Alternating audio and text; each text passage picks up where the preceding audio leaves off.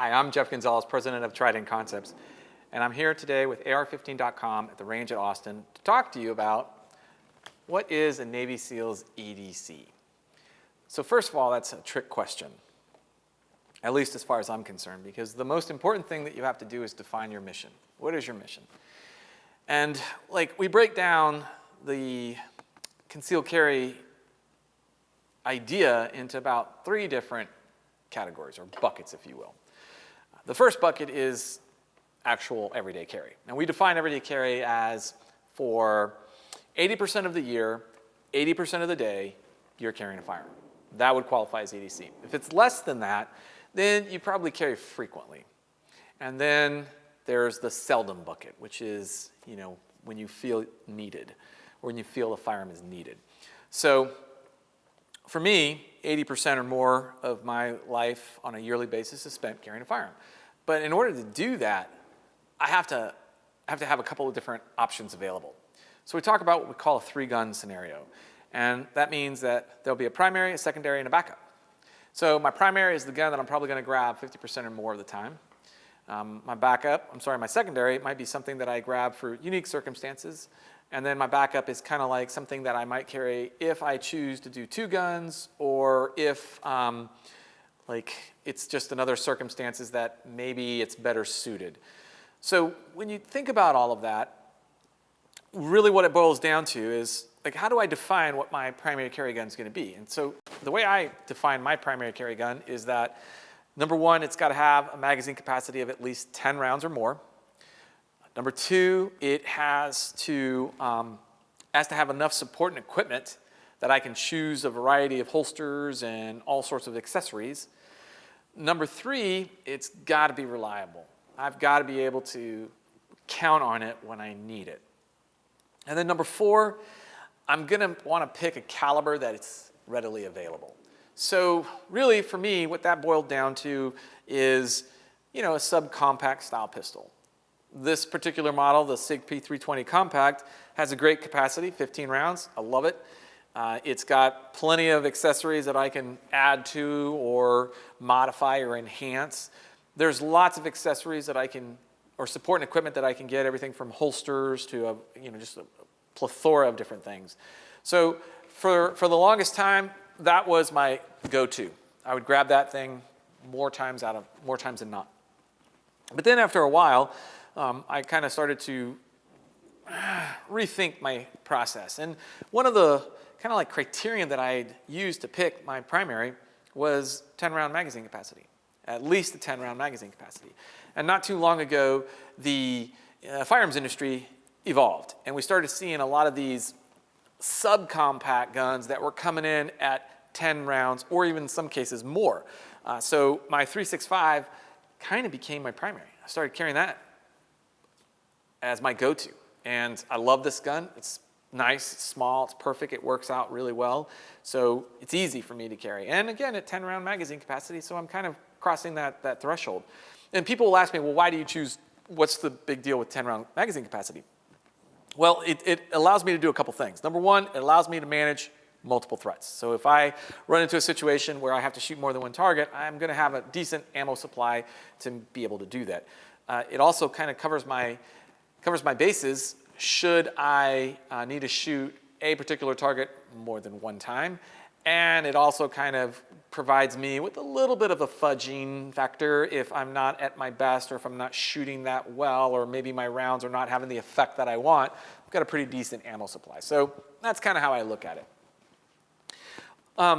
Then the backup gun kind of came into existence for me. And the backup gun was a gun that, I wanted to have 2 guns with me at one time, or I was carrying a spare gun for a trusted member of my family. And in that case, I wanted to be able to pass that gun to them to be able to defend themselves, or work together to help negotiate or manage the particular situation that we find ourselves in. So that backup gun became very popular for me, and I could choose a lot of different guns at that time, and I went with the 5-shot J-frame revolver simply because it was easy.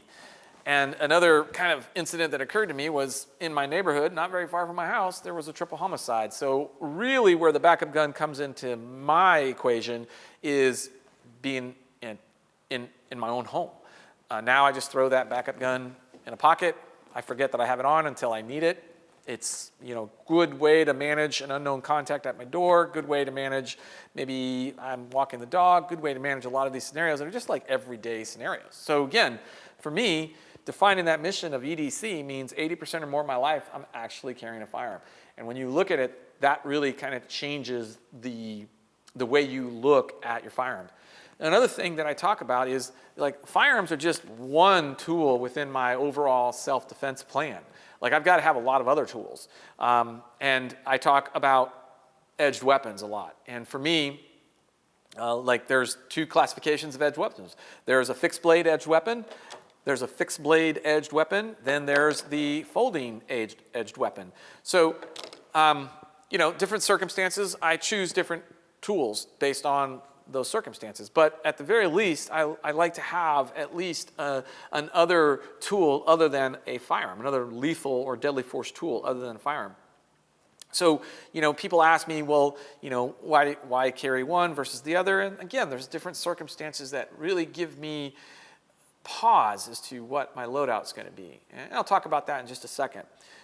As you move into the realm of, deadly force instruments, you also at some point are going to have to cross a threshold and start talking about less lethal. What do you carry that is potentially less lethal? So, particularly in this day and age, some sort of OC spray has become very popular as far as a less lethal tool. So it gives me something other than deadly force should the need arise. So I like OC spray. I carry that quite often. And then another less lethal tool, which is an actual pretty valuable tool, is a good handheld flashlight. So while I use this as a lighting instrument, I can use this as an impact tool. So I can use this and actually, I can leave a mark in a sense. But the nice thing about a flashlight is that at the end of the day, it's still a flashlight. So I can have this thing in my hand and it's somewhat innocuous. I might have determined that the situation is starting to get a little sketchy, so I can deploy my flashlight in my hand, and after all, it's just a light.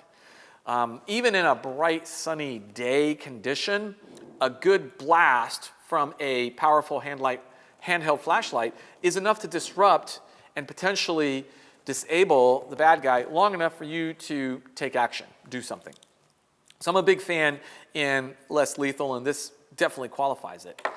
Even though I have all of these tools, and I carry these tools regularly with me, they still require some sort of action. And that action is me recognizing a deadly force threat and being able to manage them, with the exception of the less lethal stuff. So I talk about first strike, and for me, a first strike concept means that I may not be able to get to any of these, no matter how convenient it is on my body, no matter how fast my draw stroke is. Just due to the dynamics of the deadly force encounter, I may not be able to get to them. So a lot of times I will carry another kind of like just germane type object. In this case, this is a Sharpie marker. Having the Sharpie marker in my hand is not really drawing too much attention, but having this in my hand is a great first strike weapon that I can use to help defend myself, buy myself time and distance to get to a better weapon system. So if you are carrying, and you are carrying in some unique circumstances, some sort of thought process into a first strike weapon is definitely something you want to start to think about. Now, again, why all these tools? Why all this various kind of array of equipment? And it's because I want to live my life and just be armed while I'm doing it. So many times I hear people say, well, you need to dress around the gun. That's not a very good way to try to reach an EDC mindset for the rest of your life. It's just not really sustainable. And that's the key thing, is that I want people to be able to carry as often and as long as they deem necessary. So to be able to do that, you've got to be flexible. You've got to have a different approach towards that. And it may be that your one gun solution doesn't really work. I was just talking to somebody recently who went to a wedding in formal wear and discovered that they couldn't carry their subcompact firearm like they were used to. And as a result, they didn't carry.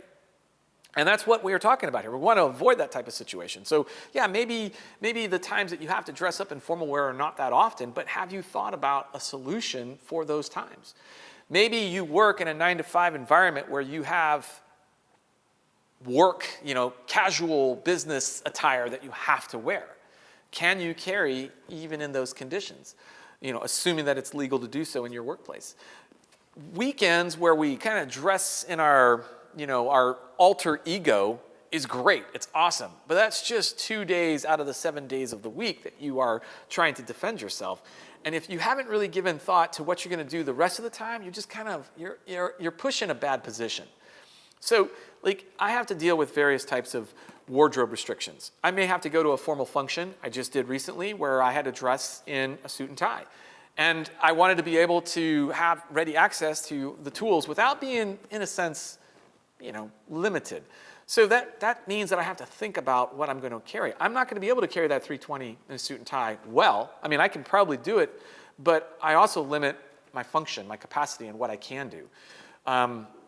Then there's the other kind of situations where I have to deal with environmental conditions, right? Extreme heat, extreme cold.